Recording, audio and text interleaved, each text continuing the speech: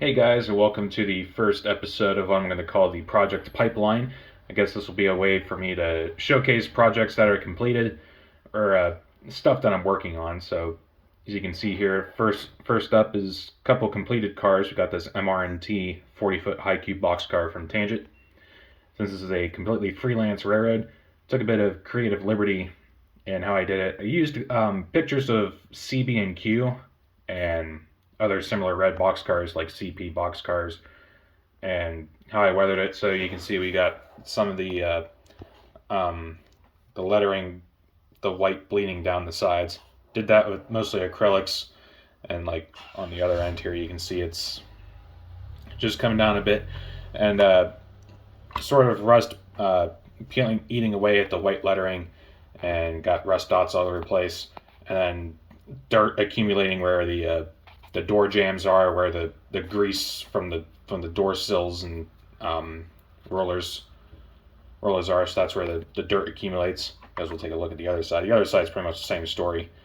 Um, yeah, mix of acrylics and powders. That's how I do most of my weathering. I'm not too ambitious with oils, at least not at the moment. So overall, I think it turned out pretty good looking, and so yeah. While we're on the topic of freelance stuff, here's a Seaboard Central 50-foot box car. This is a Intermountain car and produced by Home Shops. So Seaboard Central is, of course, Tim Garland's freelance railroad, and according to like his timeline, I guess this car would be new right in the mid 90s, which is of course the time period I'm modeling. So nothing too crazy with this car. The paint's still fairly fresh. Just got some dirt along the bottom, and again around the door, the bottom of the door and the door jams and the door railings, where the dirt accumulates from oil and such. And just take a look at the other side. The other side is pretty much the same story as well. This is done entirely with powders, painted the wheels, of course. So next up here, I got a little acid tank car. It's an Athearn Genesis. It's a 13,000 gallon acid tank car. UTLX 11330. And as you can see, we got some dirt up around the ends.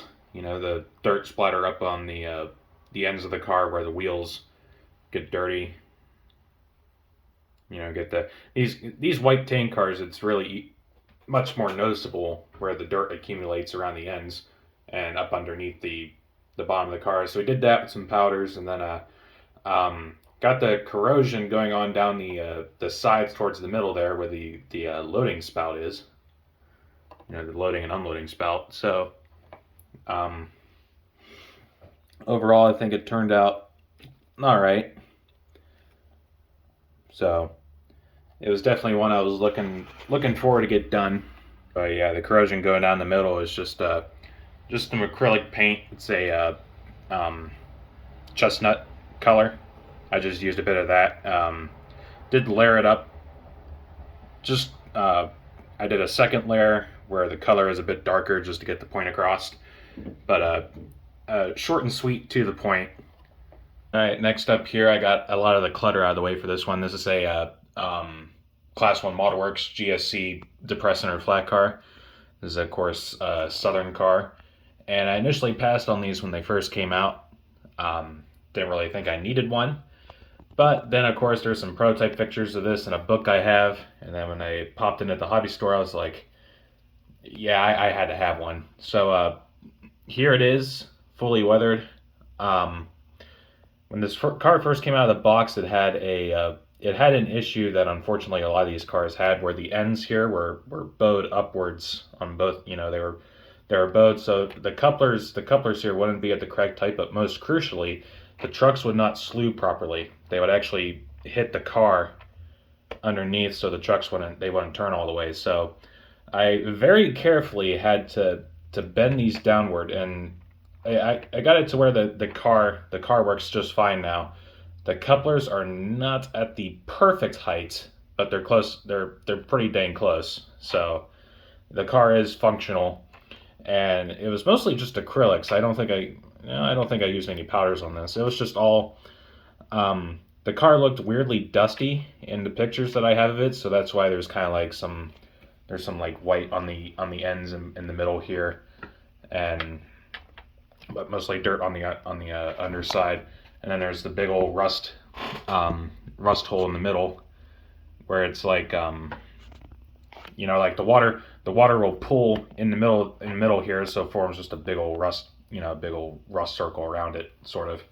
So it was all just done with acrylic paints. I think it turned out pretty good looking car. Pretty happy with this one.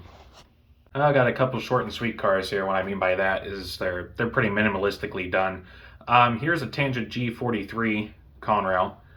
All I did was just lightly went over it with some powders. You can barely see it. It's a very subtle effect because for the most part this is a pretty clean car, and just painted the wheels on it. That's pretty much all there is done to it. And inside, again, this is a car that's in the scrap pools, so the inside of the car gets weathered with time with live scrap loads. And we'll just bring in the second short and sweet one here. It's another Tangent car, and like it's also pretty minimalistically done. There was a bit more effort put into this one though, because it's a covered hopper, so there's pretty wiggly there. Painted wheels.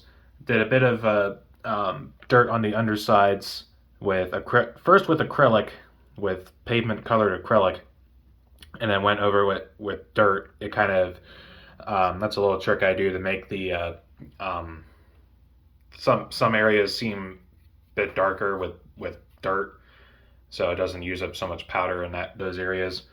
And lighting's pretty harsh here, but the inside cages also have dirt going up the insides. You can kind of see where they are.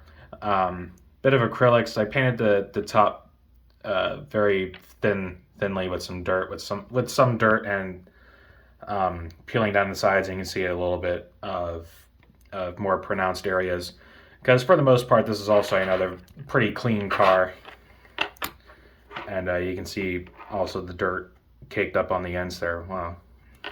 Yeah, pretty harsh lighting in here. I have to get this wobble fixed here, but another car that's short and sweet also done here. Here's one that I think turned out pretty good looking. This is a Chicago Northwestern, former Rock Island gone. Has a very unique rust pattern down the side, so did that with a few layers of acrylic paints of 3 different colors, and powders on the ends for the dirt caked up. Yeah, there's another one that I saw a picture of and just had to do it. It was a very fantastic looking weathering job, very unique looking kind of car. And inside is done. I'm going to leave it up to natural weathering, because I actually run live scrap loads. I have a big bucket of rusty ground up metal that I use to put in these gons. So I'll leave and you can see it's already had a load in there. So the residue will get left behind, and over time it'll build up in there, make it look more realistic. I do that to most of these gons that I use for scrap service.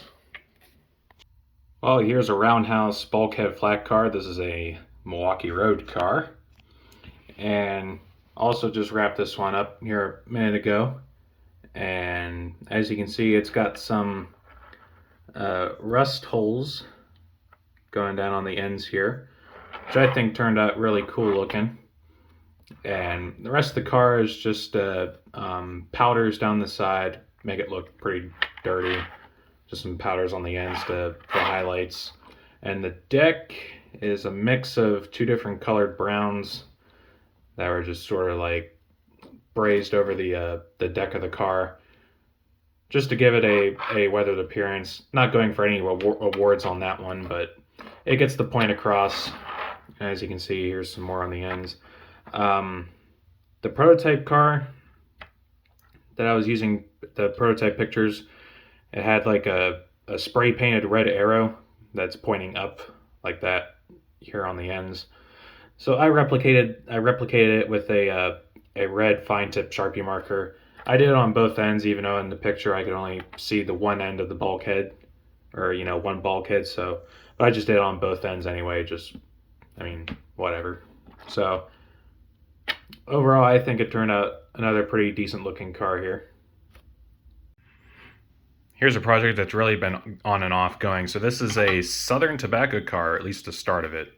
We're working on this occasionally for a little while now, and in case you don't know, I'll pop some pictures on the screen here in case you don't know, but these are specifically built to carry tobacco leaves, and so they had ventilation holes in the roof, and so that kind of aided in its weird design. They're super long cars, kind of weirdly proportioned, but it's a car that I've been wanting for a while, and of course no one does it, so I've been scratch building one here, and far from done, but I figured I'd show you guys just to so you get an idea. I'm using styrene, and I have here a wood ambroid kit from long ago, and I've been using this as just to get dimensions down for the